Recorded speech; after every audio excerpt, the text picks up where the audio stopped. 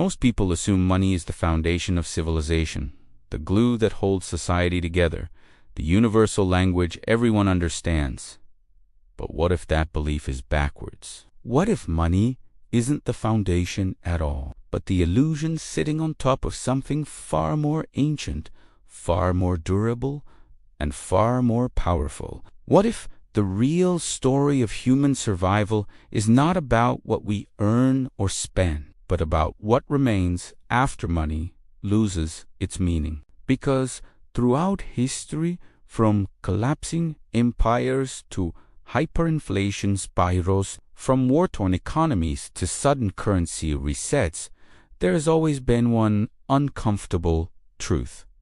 Money fails, sometimes slowly, sometimes overnight, but always in a predictable pattern. And what survives, what rises out of the ashes, is never the currency, but something deeper. This video is the journey into that hidden layer of human society, the layer that shows up only when currencies die. You're about to discover what actually holds civilization together when money breaks down, who gains power when financial systems unravel, and why the next global failure may not look like anything we've ever seen before, yet will follow the same ancient script. So let's go back, before banks, before central banks, before money had decimals or digits or electronic ledgers. Let's return to the first moment. Humans realized something shocking. Value could be recorded, but trust had to be earned. Long before coins were minted or notes were printed, early societies relied on something more primal: reputation, relationships, obligation, reciprocity. In small communities, you didn't need currency because people remembered what you owed and what you contributed. A fisherman fed the hunter one week, and the hunter shared his catch the next. No one needed silver coins to measure that exchange. What mattered was trust. Fragile, invisible, but unbelievably durable. It was the original wealth, and it survived because everyone depended on it. Eventually, as populations grew and distances expanded, trust needed a physical symbol, something portable, countable, tradable. That's where commodities stepped in. Grain, salt, shells, metals, livestock. These objects weren't money the way we understand it today. They were promises. They recorded relationships in a way memory no longer could. And for a while, it worked. As long as the object had inherent value, society stayed stable. But humans, being humans, someone eventually asked a forbidden question. What if we can create symbols that have value only because we say so? And that's when money transformed from a tool into a system of power. Ancient empires began issuing stamped coins, not because people needed coins, but because rulers needed control. If you could force your population to pay taxes in your chosen currency, you didn't need to earn trust. You could command it. You could take raw metal, stamp your face on it, and suddenly the economy revolved around you. The Romans perfected this strategy until they pushed it too far. They diluted their coins with cheaper metals to stretch the empire's finances, and slowly, silently, the public realized the truth. The coins were losing value. Trust evaporated, and once trust evaporated, the empire's economy followed. Fast forward centuries later to the birth of paper money, the greatest financial magic trick in human history. Governments convinced their people that these decorated sheets represented gold or silver stored somewhere safe. And again, for a while, it worked, because gold itself didn't matter. What mattered was the belief that the note could be exchanged for gold. But belief is fragile, and once governments realized they could print more paper than the gold they claimed to hold, the system entered a new phase: expansion, leverage, illusion. The trust shifted from the commodity to the institution. And for centuries, the institution tried to keep the illusion alive. Then came the shocks, wars, financial panics, depressions. Each time, governments needed more money than they had gold to back it. And each time, they bent the rules slightly more. Until one day, they broke. The world returned to something humanity had seen before. The moment when money dissolves. You see it in Weimar Germany, where people pushed wheelbarrows of cash for a loaf of bread. You see it in Zimbabwe, Venezuela, Argentina, Lebanon. You see it in Rome, China's late dynasties, the Ottoman Empire, even ancient Egypt. The pattern is always the same. Trust in the currency cracks. The cracks become fractures. The fractures become collapse. And every single time, people discovered the uncomfortable truth.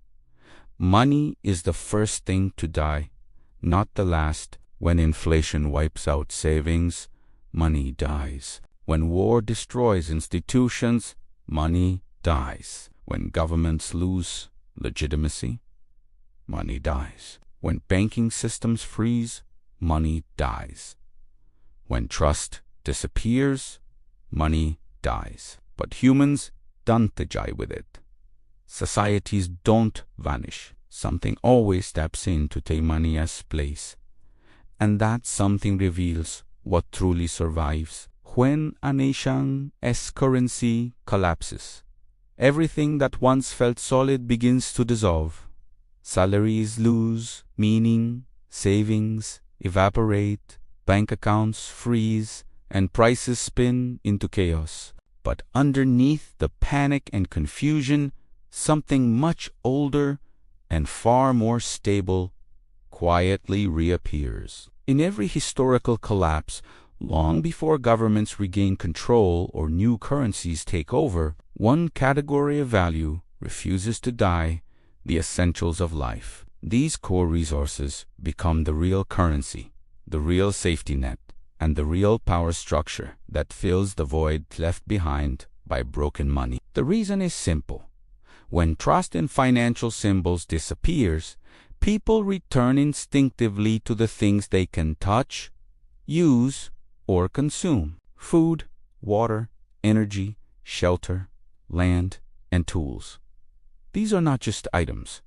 They are survival, independence, and leverage. They hold value not because a government says they do, but because human existence depends on them. And unlike paper bills or digital numbers on a screen, they cannot be printed into worthlessness or devalued overnight by a panicked central bank. Take food, for example. In every collapse, the person who has an extra loaf of bread is instantly richer than the person with a bank account full of useless currency. In Weimar Germany, when the mark became worthless, housewives traded homemade butter for shoes and jackets. Markets turned into chaotic swap zones where eggs, bread, and canned goods carried more economic weight than entire stacks of bank. It wasn't just about calories. It was about stability. Food created certainty in a world where money offered nothing but confusion. Water follows the same rule. In regions facing economic breakdown and infrastructure decay, clean water becomes a form of wealth. People are willing to protect at any cost. History shows this repeatedly.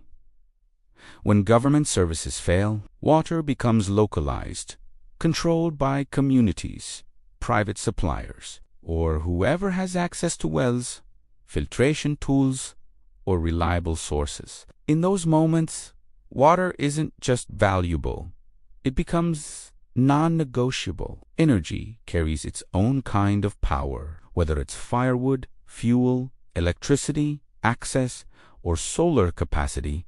Energy is the force that turns raw resources into usable life. When the Soviet Union collapsed, gasoline became a small fortune. People siphoned fuel from abandoned military bases to trade for groceries. In hyperinflation countries today, generators and fuel drums become prized possessions because energy translates directly into warmth, light, cooking, mobility, and communication. Those who control energy control comfort and sometimes survival itself.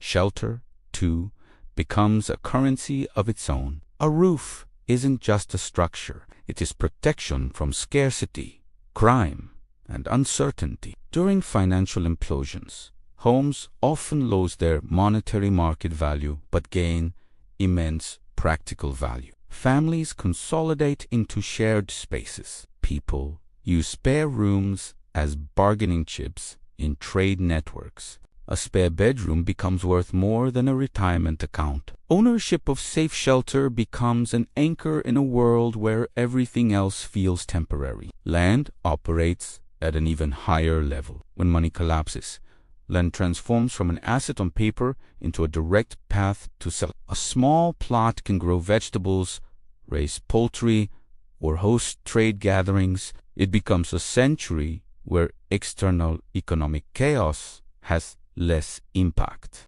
Throughout history, families who owned even modest pieces of land weathered recessions, depressions, and hyperinflations far better than urban populations dependent on unstable markets. In Zimbabwe's collapse, landowners were able to negotiate rent in foreign currency or receive goods and services in exchange for access. Their land gave them bargaining power long after cash became meaningless. Tools tie everything together. A tool is more than an object.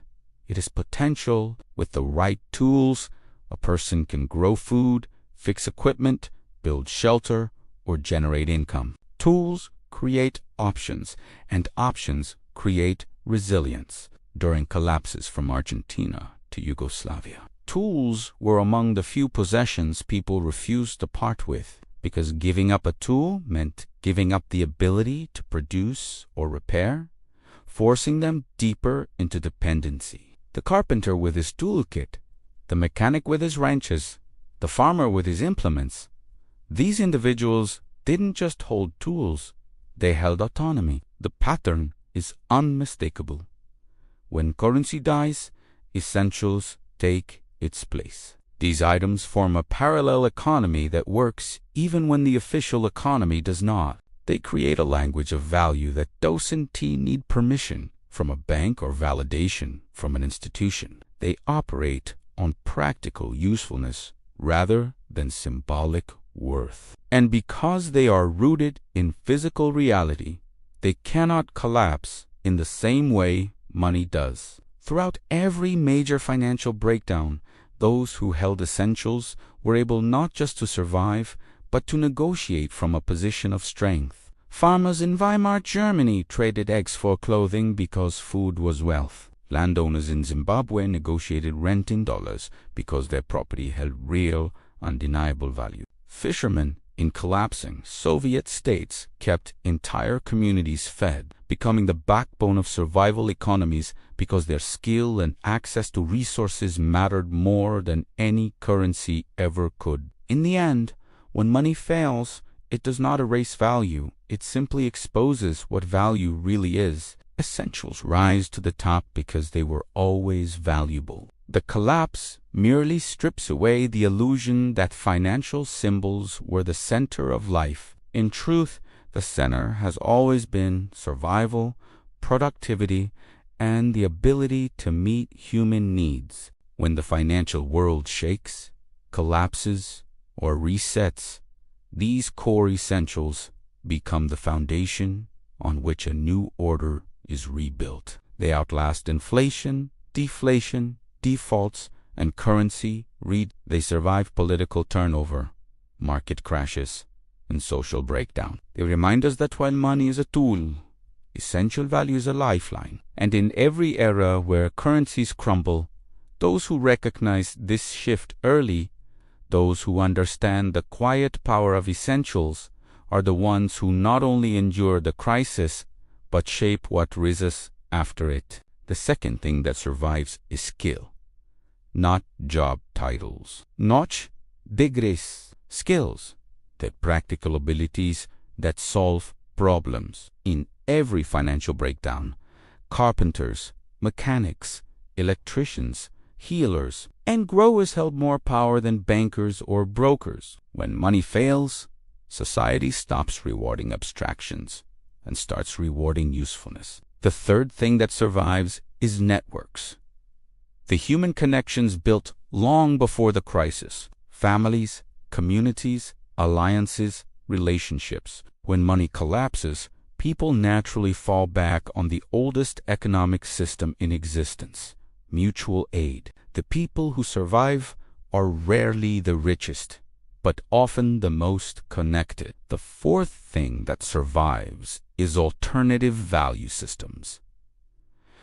This is where the story gets interesting. When state currency fails, people always find replacements: cigarettes in prisons, rice in ancient Asia, salt in post-war regions, US dollars in dollarized economies, crypto during banking freezes, gold when trust evaporates from institutions. Every collapse creates its own shadow currency, proving again that money itself is not the constant, value is. Finally, the fifth thing that survives is power, but not the power people expect. When currency collapses, political power often shrinks while local or decentralized power grows. The vacuum left by failing money gets filled by whoever can provide stability. That could be local leaders, resource owners, foreign currencies, black markets, or entirely new financial systems. But how do we know these patterns will repeat? Because history never changed the fundamental ingredient that makes money work: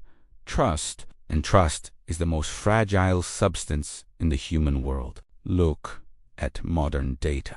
Today, global debt is over $300 trillion, far more than any government, company, or citizen can ever repay. Countries around the world quietly face inflation rates that no longer match official reports. Household savings in many nations are at record lows. Central banks are experimenting with digital currencies, and trust in financial institutions is collapsing. The pattern is returning, and when trust cracks, money always follows. But here is the twist most people never think about. Money doesn't fail because it loses value. It fails because people stop believing it has value. From ancient empires to modern hyperinflations, the collapse always begins in the same place: the mind. The moment people stop trusting the currency begins to die. Sometimes slowly, sometimes all at once. So what truly survives when money fails? Not paper, not digits, not the banking system. What survives is what people value when the illusion dissolves: resources, skills, networks, alternative currencies, power structures, and above all, trust. Let's connect this to our world today. In countries experiencing rapid inflation, bakeries are already pricing bread hourly instead of daily. In high-debt nations, governments borrow money just to pay interest on previous debts. In financial markets, traders gamble on currencies that may not exist in 10 years. And around the globe, millions are already shifting their savings into land, commodities, tangible assets, community groups, decentralized currencies, or anything that feels real, whether we admit it or not. People are preparing consciously or unconsciously for a world where traditional money may not behave the way it used to. Now, let's look at the repeating pattern of collapse and survival in a modern context. When Venezuela's currency collapsed, families survived with US dollars, gold flakes, and neighborhood barter networks. When Argentina defaulted, savings evaporated overnight, but farmers and dollar holders kept stability. When Lebanon's banking system froze, people returned to cash, gold, and community support. When global supply chains faltered in 2020, the strongest form of value became food, local production, and the ability to meet basic needs without depending on distant institutions. Different countries, different cultures, same script. And now we circle back to the question this entire video asks. What survives when money fails? The answer is simple, but unsettling. Everything that was real before money becomes real again after money, because money has always been the weakest part of society. It's a symbol, a story, a shared hallucination, but the things it tries to measure, value, trust, power, resources, relationships, those are the things that endure. And this leads us to the deeper truth. The collapse of money is not the collapse of society. It is the collapse of a story. And when that story ends, a new one begins, built on the things humans have relied on since the beginning. So what should we take from all this? First, money is not the foundation of civilization. It is only the surface. The real foundation is value, the kind that can't be printed. Second, financial systems fail not because they are poorly designed, but because they are built on promises that grow faster than trust can support. When trust breaks, currency breaks. When currency breaks, society reveals its true structure. Third, you have far more control than you think, because what survives is not controlled by governments or central banks. It is controlled by individuals and communities who focus on real value, real skills, real networks, and real resilience. Either path will reshape the world. If this breakdown helped you see the hidden structure behind failing money, make sure to hit the like button, subscribe, and turn on notifications. More deep dives into money, power, and the future of the global economy are coming. Stay curious, stay aware, and never stop questioning the things the world expects you to accept without thinking.